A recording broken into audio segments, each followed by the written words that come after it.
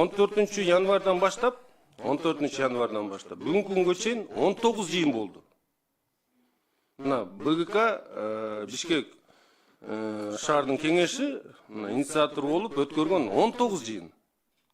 Күндү санагылачы 16 күн. Мен айтпайын, ал дем алыш күндөрдү, башкаларды, ошондо мен суроо болуп атат да, менин мына кол алдында иштеген орун басарларым, департамент жетекчилер булар иш кылабы же силердин атылыңарды отчет эле берип турабы? Мен айтып кетейин, 14 январдан баштап бүгүнкү күнгө чейин бир иш кылынган жок шаар боюнча. 2024 жылды эске салып кетсем, биз бул учурда уже көптөгөн иштерди баштап эмесин нугуна салып койдук элек да. Бүгүн болсо биз ушу көр кеңештин астында жүрөбүз. Эгер башка фракциялардын өкүлдөрү турса, эмне себептен силер анда өзүңөрдүн өзүнчө фракцияңарды өткөрүп биздин жетекчилерди чакырып атасыңар? Мен суроо бергим келип атат да. Эмгек, ынтымак, баарыңар өткөрбөдүңөр, биз эмнеге анда бардык? Ушинтип чогулуп, баарыбыз отуруп, өткөрүп алсак болот беле? Мына мен айтып кетерим мындай да, мен да бир жолу айтып кетейин. 14-тү 19-га көбөйткүлө. Ошондо биз, мына молар отурбайбы? Бирөөгө чалсам, мен биякта комиссияда жүрөм, бирөөгө чалсам, мен фракцияда жүрөм. Иш кылбайсыңар, качан иш кыласыңар? Иш жок. Мына 14-нөн бүгүнкү күнгө чейин бир да иш жок. Сер деп атабыз, бюджет деп атабыз, башкасын айтып атабыз. Мен да бир жолу айтам, 2024 депутаттар жок, биз бюджетте де өзүбүз бекиттик, өзүбүз ишти баштадык, ишти улантып кеттик, канча деген ишти жазадык.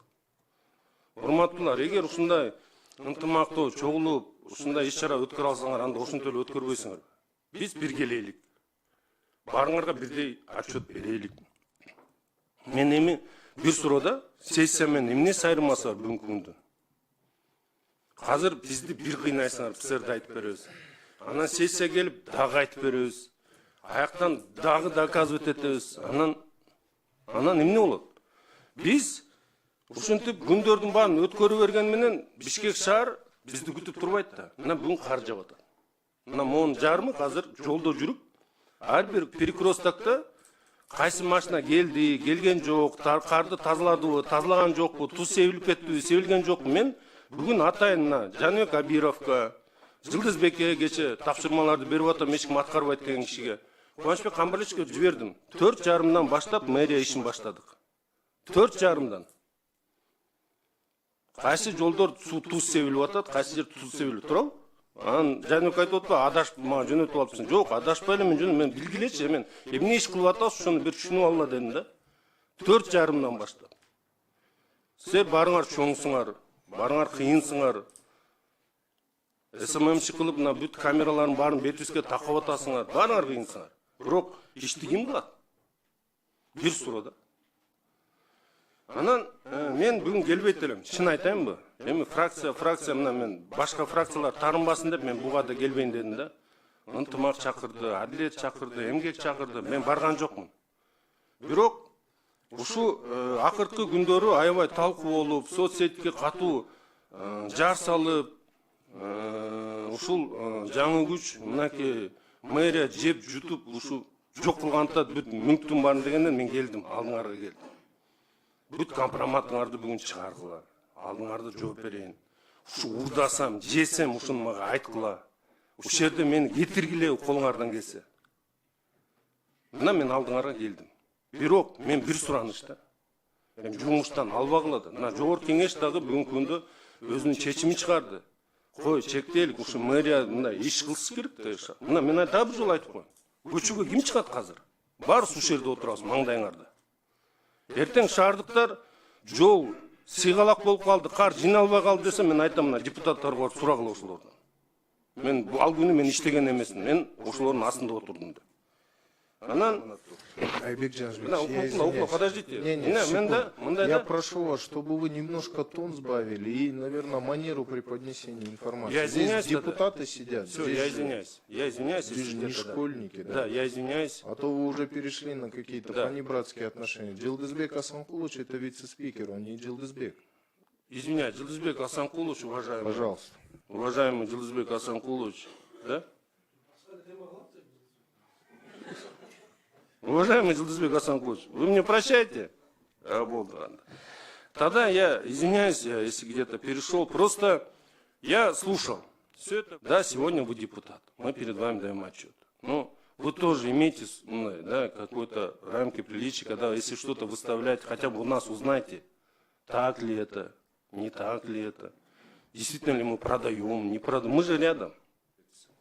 Анан мисал айтайын, мына жаңы күчтө мен бүт депутаттарды көтөрдүм, канча келишимдер бар, канча ижарага жер алган, башка нерселерин баарын сурап көрдүм да. 9 келишим бар экен. Бир жаңы күчкө тиешелүү. Анан жана остановкаларды албаганда туурабы? Азыр остановкаларда бир депутатыбыз куруп бүтүрөм деп, мына бүгүнкү чейин бир остановкаларды бүтүрө албай жүрөбүз, баарын баш болуп.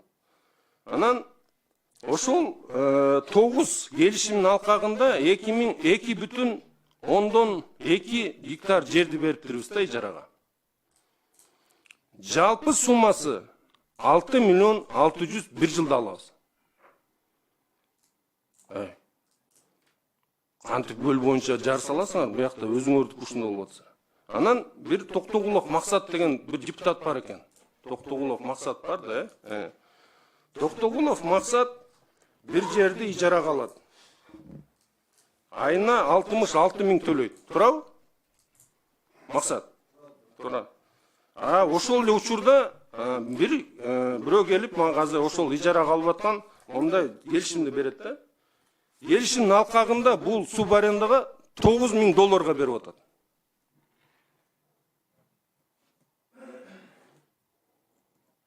Бир жылда канча болот?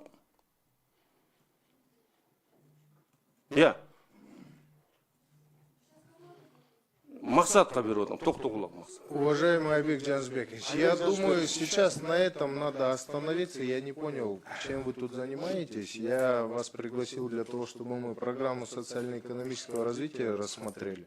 Видимо, вы не можете сконтролировать свои эмоции, поэтому если у вас есть какие-то противоправные... Я закончу, пожалуйста. Если у вас есть претензии к депутатам, что кто-то совершил противоправные действия, напишите заявление в органы правоохранительные, которые дадут этому юридическую оценку, уголовную оценку и так далее. А сейчас я прошу вас, давайте мы на этом остановимся. У вас директорский какой-то тон с претензией ко всем к нам. Складывается впечатление, что вы перекладываете ответственность с больной головы на здоровую. Причем тут депутаты и работа мэрии города. Если вам сейчас ваши сотрудники здесь не нужны, нам они не нужны. Я пригласил только вас, мэра. Сотрудников можете отпустить, вы сами со свитой пришли. Внимательно письмо прочитайте, там написано: Айбек Джанбекович, я пригласил только мэра, и чтобы вы дали информацию по вашей просьбе. Вы сами сказали, дайте мне время доработать, внесите свои предложения в ПСР. Мы собрались сегодня, чтобы внести эти предложения по ПСР.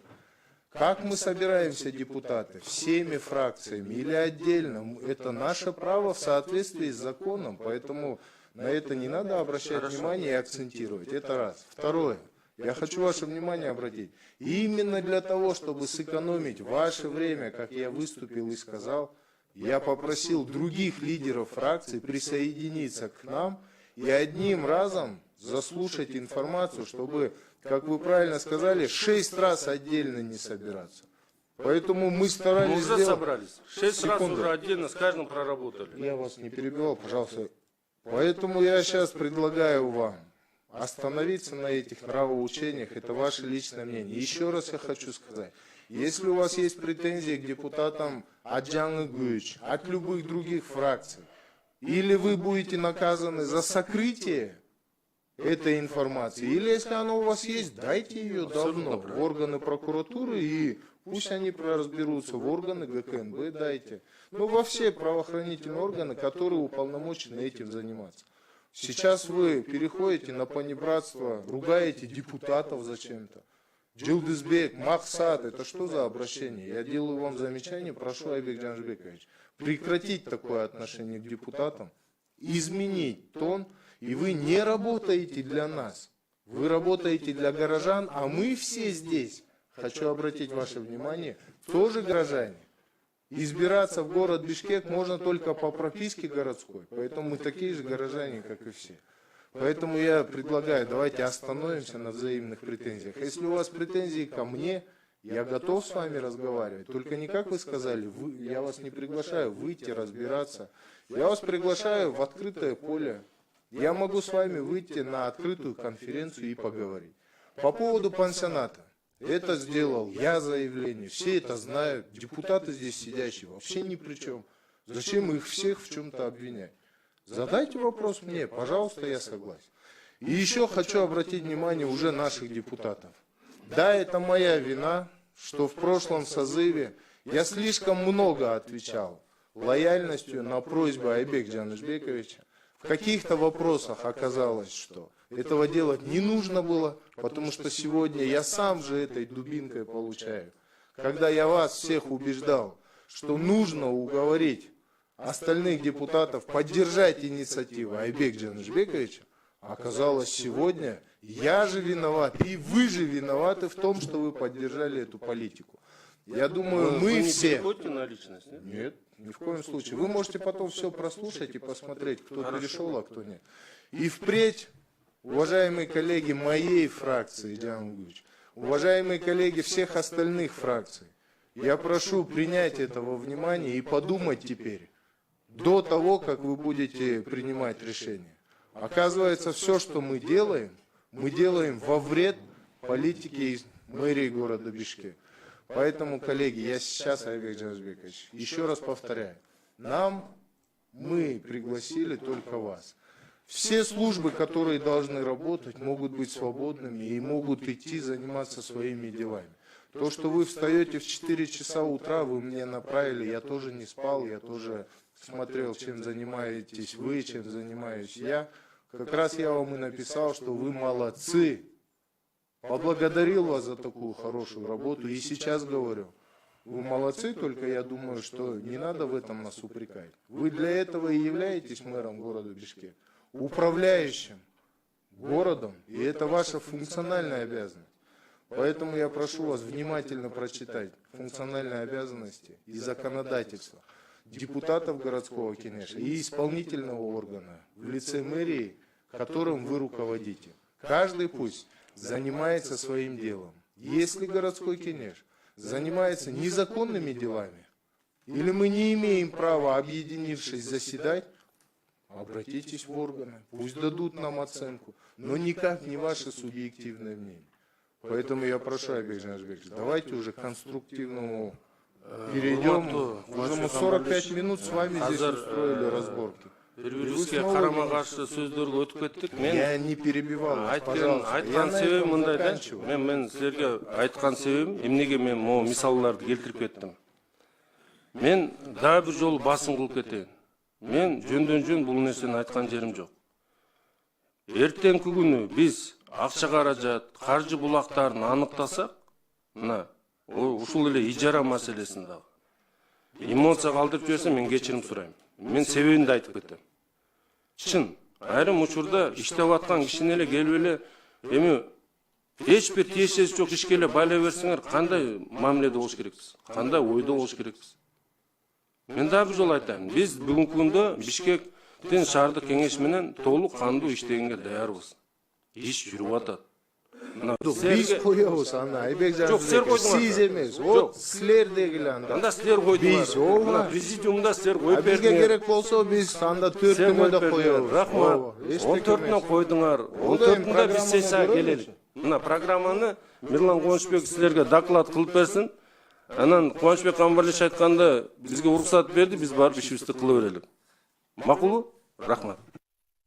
Макул эмес, Айбек Джанышбекович. Биз программаны сиздин өзүңүздөн угалы деп атабыз. Макул, Айбек Джанышбекович, түшүнүктүү.